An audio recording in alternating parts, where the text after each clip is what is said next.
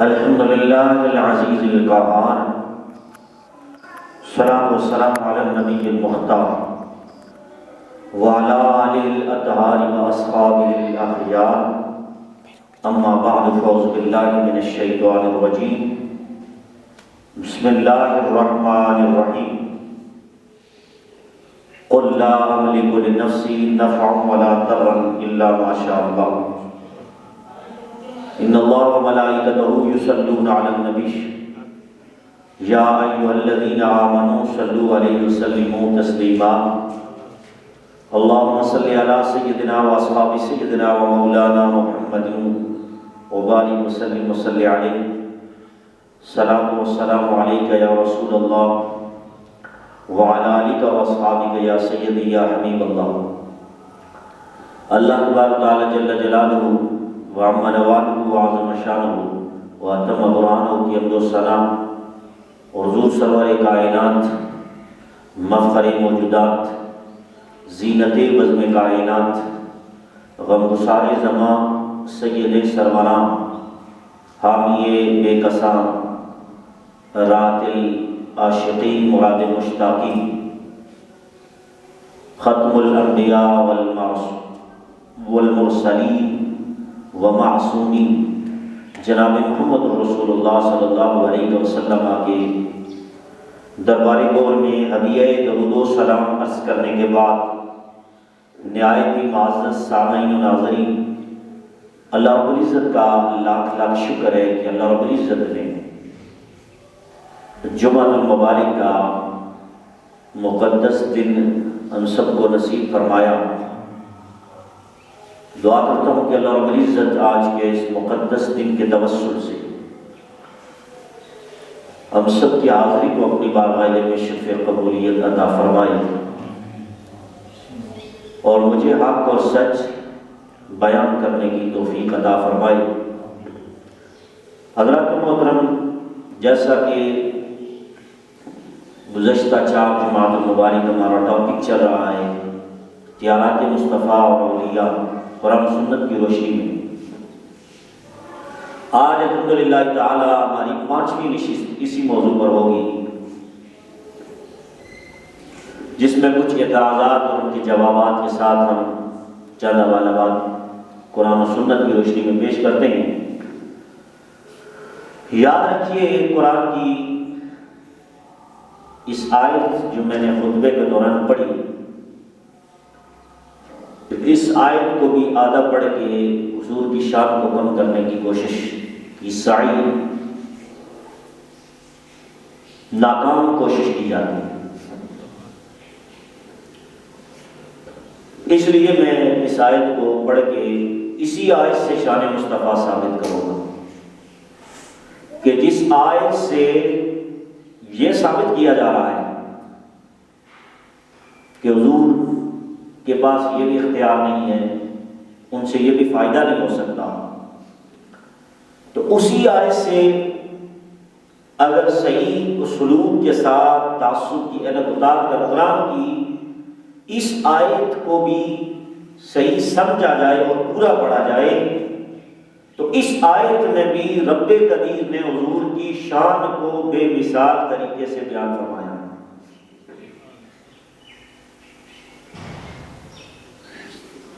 اب جب اس آیت کو پڑھا جاتا ہے تو اس انداز میں پڑھا جاتا ہے کہ اللہ رب العزت قرآن میں ارشاد فرماتا ہے، سورہ الاعراف آیت نمبر 188 188، اللہ قرآن میں کہتا ہے قل لا املک لنفسی نفعا ولا ضرا۔ بس یہاں تک آیت پڑھی جاتی ہے، جبکہ آگے آیت ہے نفعا ولا ضرا الا ما شاء اللہ،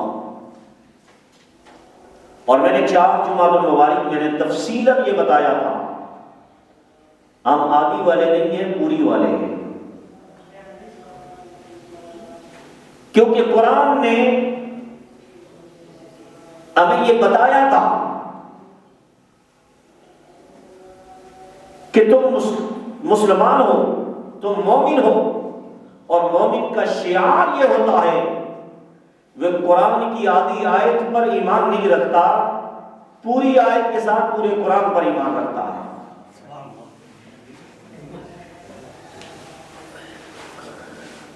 اب یہاں پر قرآن مجید نے ایک مثال بھی دی تھی کہ افتؤمنون ببعض الکتاب وتکفرون ببعض،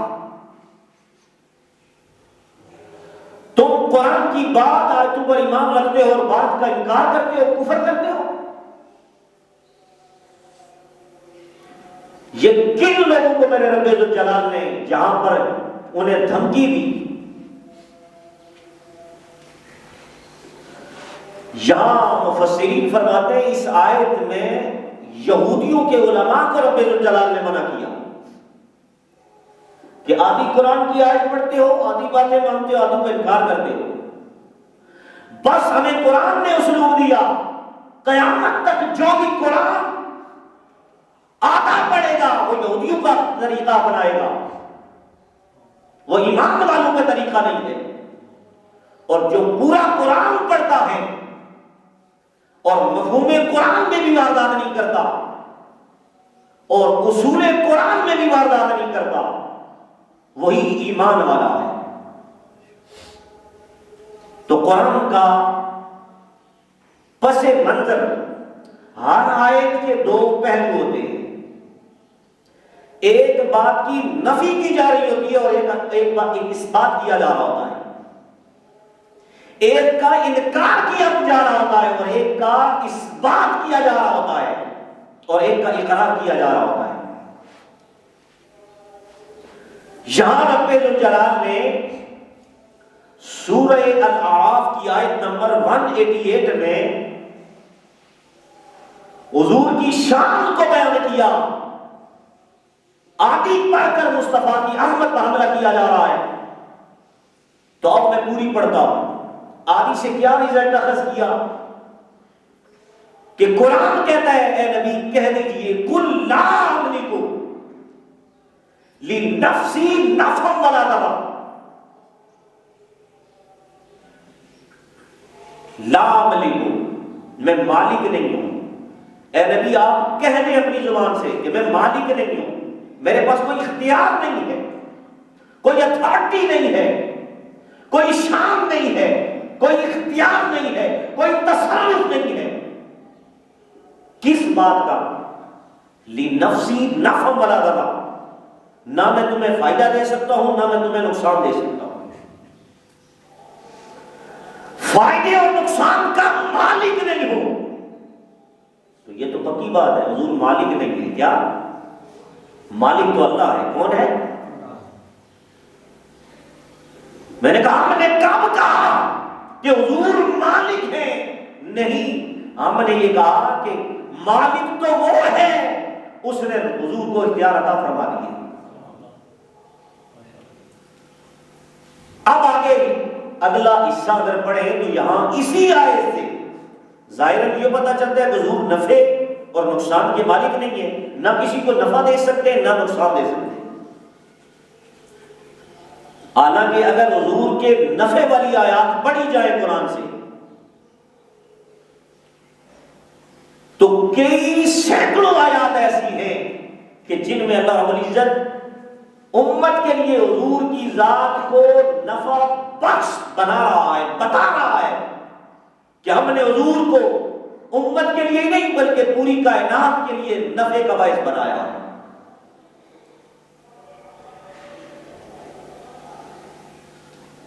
دو تین مثالیں سن لیں کہ حضور نے کتنا نفع دیا اس امت کو۔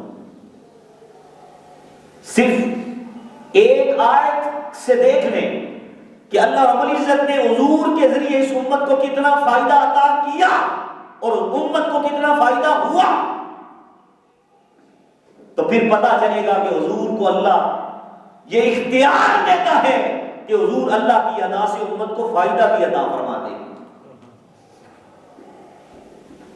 قرآن مجید سورہ آل عمران آیت نمبر 179، قرآن حضور کی ذات کو امت کے لیے نفع بخش بتا رہا ہے، اور اب کہتا ہے وَكُنْتُمْ عَلَى شَفَا حُفْرَةٍ مِّنَ النَّارِ فَأَنْقَذَكُم مِّنْهَا كَذَلِكَ يُبَيِّنُ اللَّهُ لَكُمْ۔ میرا رب قرآن میں کہتا کہتا ہے اے نبی آپ اپنی امت کو اتنا فائدہ عطا فرماتے ہیں. رب کہتا ہے میرا نبی اس نے امت کو اتنا فائدہ عطا کیا ہے کہ پوری امت اجابت جہنم کے کنارے پہنچ چکی تھی. کہاں؟ جہنم کے کنارے پہنچ چکی تھی. میرے نبی نے پیچھے پشت سے اس امت کو پکڑ کر بچا لیا ہے. کیا کر لیا؟ بچا لیا ہے. اب ایک بندے کو جہنم سے بچانا یہ تو تھوڑی سی بات ہے، لیکن قرآن کہتے ہیں پوری امت کو مصطفیٰ کے وسیلے سے رب نے پوری امت کو جہنم سے بچایا ہے. کس سے بچایا ہے؟ اور بخاری کے اندر بھی حدیث موجود ہے. حضور فرماتے ہیں کہ تم میری امت بار بار جہنم کے کنارے آتے ہو. اور اس کی مثال دی کہ ایک فانوس کی شکل ہے، جس طرح اس پر آ کر یہ کیا کہتے ہیں اس کو، فانوس کی جو لائٹیں ہوتی ہیں اس کے شرارے جو پیدا ہوتے ہیں، حضور فرماتے ہیں اس طرح تم اس پر گر رہے ہو اور میں تمہیں پکڑ پکڑ کے بچا رہا ہوں. جہنم کی مثال دی میرے نبی نے. تو یاد رکھو جو جہنم سے بچائے، تو جہنم سے بچانا یہی تو امت کا فائدہ ہے. اور اللہ کا نبی ہوتا ہی وہ ہے جو اپنی امت کی بخشش کروائے. تو اتنا بڑا فائدہ کہ پوری امت کو حضور نے جہنم میں جانے سے بچا لیا.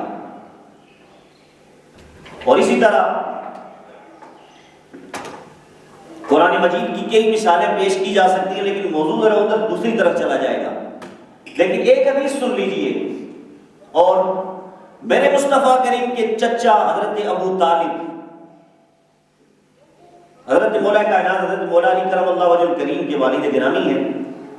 اہل سنت والجماعت کا کے اندر دو دڑے ہیں. کچھ یہ کہتے ہیں کہ وہ ایمان لائے، کچھ ایمان کے قائل ہیں، اور کچھ یہ کہتے ہیں کہ انہوں نے ایمان نہیں لایا تھا، اسلام انہوں نے قبول نہیں کیا تھا. لہذا ہم کسی پر اعتراض تام و تشبیہ نہیں کرتے. دونوں کے موقف کو ہم مانتے ہیں کہ دونوں کا موقف ٹھیک ہے. ان کے پاس بھی دلائل ہیں جو عدم ایمان کے قائل ہیں، جو ایمان کے قائل ہیں ان کے پاس بھی دلائل ہیں. بہرحال عدم ایمان کے جو دلائل ہیں وہ ذرا مضبوط ہے. اب یہاں پر مسلم شریف کی میں روایت پیش کروں گا کہ جس وقت ان کا وصال ہوگا حضرت سیدنا ابو طالب کا، بڑا احسان ہے ان کا حضور کے ساتھ. ان کے بارے میں آتا ہے کہ جس وقت ان کا وصال ہو گیا تو کسی نے سوال کیا میرے نبی سے کہ یا رسول اللہ آپ کے چچے کے آپ پر بڑے احسان ہیں ابو طالب کے، کیا آپ نے ان احسانوں کا بدلہ جتلاتے ہوئے اپنے چچا حضرت ابو طالب کو فائدہ پہنچایا یا کہ نہیں؟ فائدہ پہنچایا یا کہ نہیں؟ اب یہ قرآن کی آیت ہے کہ حضور کو اللہ کہہ رہا ہے کہ آپ نہ نفع اور فائدے کا باعث ہیں، نہ نفع دے سکتے ہیں نہ نقصان. لیکن صحابی سوال کر رہا ہے کہ آپ کے چچے کے آپ پر بڑے احسان ہیں، کہ آپ نے ان کے وصال کے بعد انہیں کوئی فائدہ نفع دیا یا نہیں دیا؟ تو آپ یعنی کہ جناب محمد رسول اللہ صلی اللہ علیہ وسلم نے جواب دیا کہ میرے صحابہ ہاں میں نے انہیں نفع دیا ہے. کیا نفع دیا؟ فرمایا میرا چچا جہنم کے نچلے درجے کے اندر آگ میں جل رہا تھا، جہنم میں جل رہا تھا. اب میں نے جو فائدہ پہنچایا ہے میں نے اپنے چچا کو کھینچ کر اوپر والے درجے میں رکھ دیا. اب اس کے پاؤں کے تلوے چل رہے ہیں. تو اس حدیث سے بھی پتا چلا کہ حضور پر کسی کا احسان ہو، حضور پر کسی کا احسان ہو تو حضور دنیا میں اس کا بدلہ عطا کرتے ہیں، دنیا میں اس کا بدلہ عطا کرتے ہیں. اور اس پر ایک حدیث سن لیجیے. جس وقت میرے نبی کا میلاد ہوا تو سیدہ حلیمہ پاک یہ حضور کی دائی صاحبہ تھی. ان کے بارے میں آتا ہے کہ ان کے گھر والا بھی موجود تھا. ابھی حضور دودھ پی رہے ہیں, بچے ہیں, چھوٹا سا جسم مبارک ہے میرے نبی کا, اور یہ اپنے گاؤں میں لے کر چل رہی ہیں حضور کو اپنی گود میں لے کر, دائی ہیں. تو ساتھ ہی سیدہ حلیمہ فرماتی ہیں کہ جب ہم حضور کے گھر سے حضور کو لے کر چلے, حضور کو لے کر چلے, اب حضور چھوٹے سے ہیں, دودھ پیتے بچے کی حیثیت ہے میرے نبی کی. کہتے ہیں جب ہم چلے تو ساتھ ہی میرا شوہر تھا, تو میں نے شوہر کو مشورہ دیا کہ چلتے ہوئے ہم عمرہ نہ کر لیں, ساتھ ہی اللہ کا گھر ہے, عمرہ کر کے چلتے ہیں. تو روایت کے اندر آتا ہے حلیمہ پاک سلام اللہ علیہ کثیرا کثیرا, جو میرے نبی کی امی جان ہے, رضائی امی ہے, کہتی ہیں جب حجر اسود کے سامنے, آپ کو پتہ ہے عمرہ اللہ پاک ہر بندے کو سعادت نصیب فرمائی گئی, حجاج یہاں پر بیٹھے ہوں گے اور مجھے بھی یہ سعادت نصیب ہوئی ہے کہ حجر اسود سے عمرہ شروع ہوتا ہے, طواف. کہتی ہیں کہ حجر اسود کے سامنے سے جب ہم نے اس کو چومنے کی کوشش کی, کیا کی, حجر اسود کو, جو حجر اسود پتھر ہے خانہ کعبہ کے ساتھ, اس کو چومنے کی کوشش کی. یہ مائی حلیمہ کہہ رہی ہے, کہتے ہیں میری گود میں تھے حضور, جو ہی میں نے چومنے کی کوشش کی کہ اس سے پہلے کہ میں اس پتھر کو چوموں, کہ کیا پتا چلا کہ وہ پتھر اپنی جگہ سے نکلا اور آ کر میرے نبی کو اس نے چوم لیا. میں خود چومنے لگی کہ عمرہ شروع کروں, ابھی چومنے لگی تھی کہ اس سے قبل پتھر اپنی جگہ سے نکلا اور اس نے آ کر میرے نبی کے ہونٹ چوم لیے. اب یہاں پر سنو, سبق دیا اس پتھر نے, حجر اسود نے سبق دیا. حجر اسود نے کہا اوے مجھ سے اعلیٰ کس کا گھر ہے, اور مجھ سے بہتر کس کا گھر ہے, خانہ کعبہ میں رہتا ہوں, وہ میرا گھر ہے, مجھ سے بہتر کسی کا گھر ہے. تو جواب آتا ہے کائنات میں کسی کا حجر اسود سے اعلیٰ گھر نہیں ہے. تو اس نے سبق دیا اس امت کو, اور سنو امت مصطفیٰ اور مصطفیٰ کا کلمہ پڑھنے والوں, مجھ سے بہتر اگر کسی کا گھر ہے نہیں ہے تو پھر سنو, میں اپنا اعلیٰ گھر چھوڑ کر حضور کی آمد پر اپنے گھر چھوڑ سکتا ہوں. تو تم 12 ربیع الاول کے دن جب حضور کی آمد ہوئی, تم اپنے گھر کیوں نہیں چھوڑتے ہو, تم اپنے گھر سے باہر کیوں نہیں نکلتے ہو؟ جب میں اعلیٰ گھر سے نکل کر حضور کی آمد کے لیے باہر نکل آتا ہوں تو تم چھوٹے چھوٹے اعلیٰ گھر نہیں رہنے والے, اعلیٰ گھر بھی نہیں ہیں, اس کے باوجود تم اپنے گھر سے حضور کی آمد پر 12 ربیع الاول کے دن کیوں نہیں نکلتے؟ تو یہ سبق دیتا ہے وہ پتھر حجر اسود کا کہ تم بھی 12 ربیع الاول کو دن باہر نکل کر حضور کی آمد کا استقبال کرو. سبحان اللہ. اب یہاں پر میں احسان کے بدلے کی بات کر رہا تھا. اب جس وقت حضور چھوٹے تھے تو پتھر نے آ کر چوما, کیا کیا؟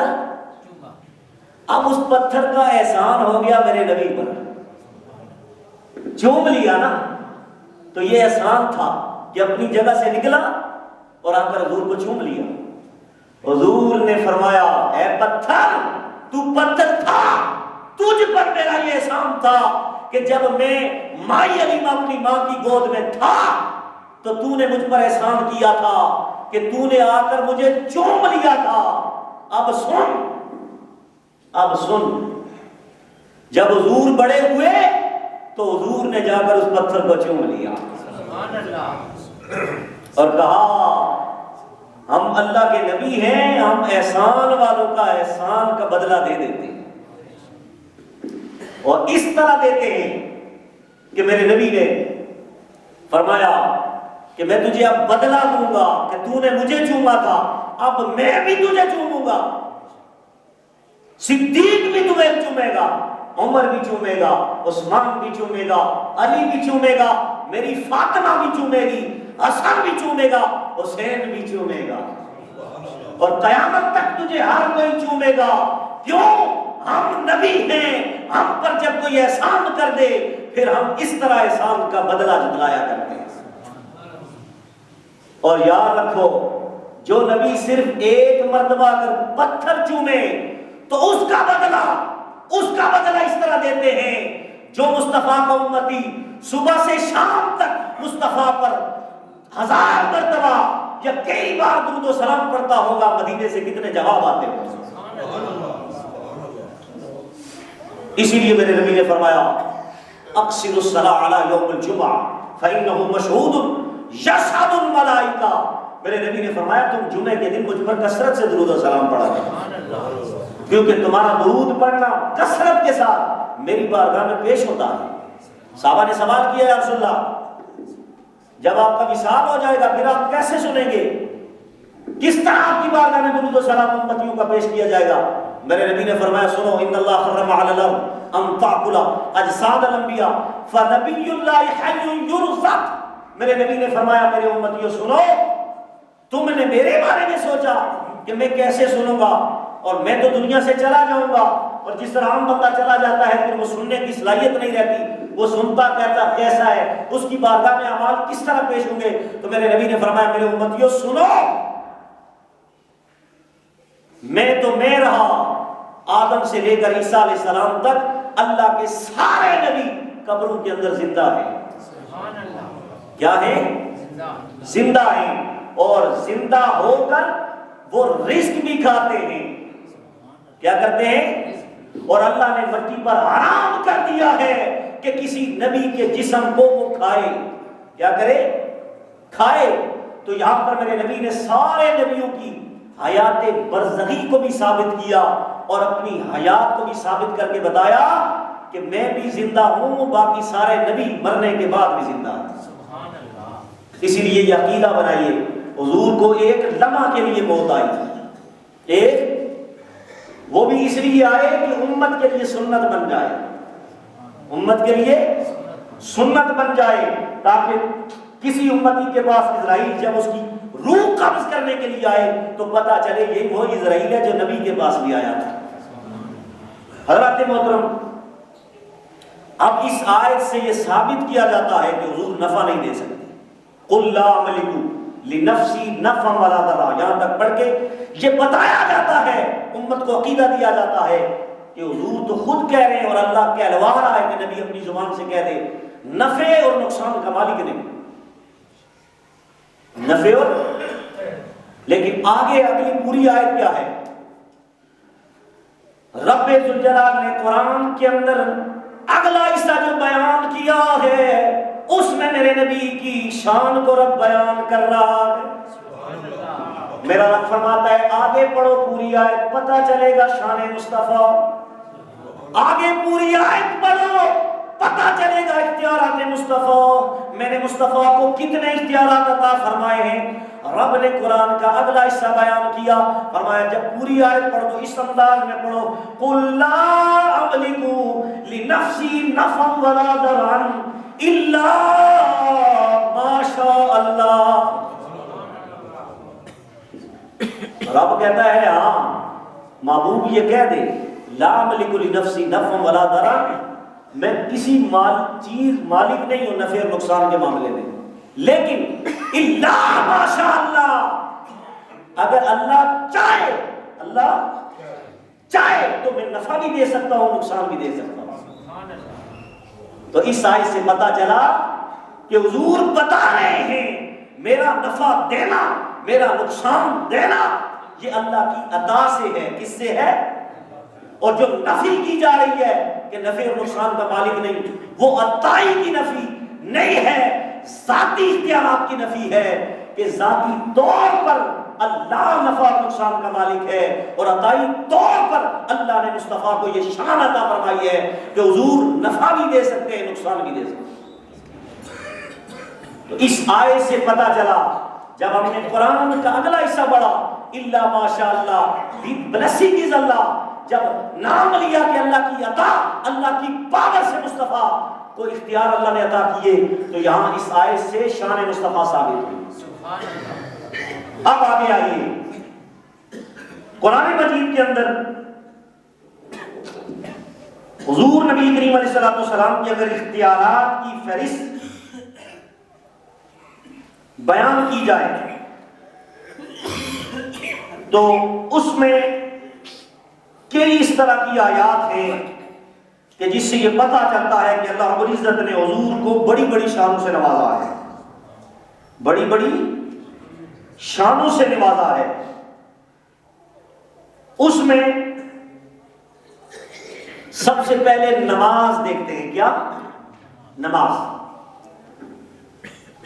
تو نماز، اس کے بارے میں قرآن مجید کے اندر اللہ رب العزت نے کئی احکام بیان فرمائے، لیکن اللہ رب العزت نے نماز کے معاملے میں میرے اور تیرے نبی کو اختیار عطا فرمائے۔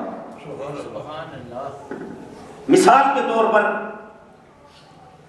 ابو داؤد شریف کے اندر حدیث نمبر 428 ہے، 428۔ میرے نبی کے پاس حضرت عبداللہ بن فضالہ آپ فرماتے ہیں کہ میرے والد گرامی حضور کے پاس آئے اور آ کر کہنے لگے کہ لی فیہا اشغال، کہ جب یا رسول اللہ نماز کا وقت آتا ہے نا تو میں بڑا مصروف ہوتا ہوں، میرے اپنے کام ہوتے ہیں، میرے اپنے کام ہوتے ہیں، میں نماز نہیں پڑھ سکتا۔ اب مجھے بتائیں، کسی مولوی کے پاس، کسی شیخ الحدیث کے پاس، کسی ولی کے پاس بھی آپ چلے جائیں، یہ کہہ سکتے ہیں کہ میں نماز نہیں پڑھ سکتا؟ یا کوئی رخصت دے سکتا ہے؟ سوال ہی نہیں پیدا ہو سکتا کہ اس طرح کا سوال کیا جائے کہ میرے اپنے کام ہوتے ہیں، نماز کے وقت میں نہیں پڑھ سکتا۔ لیکن حضرت عبداللہ بن فضالہ کہتے ہیں میری والد چلے گئے اور حضور کو کہنے لگے میں کیا کروں؟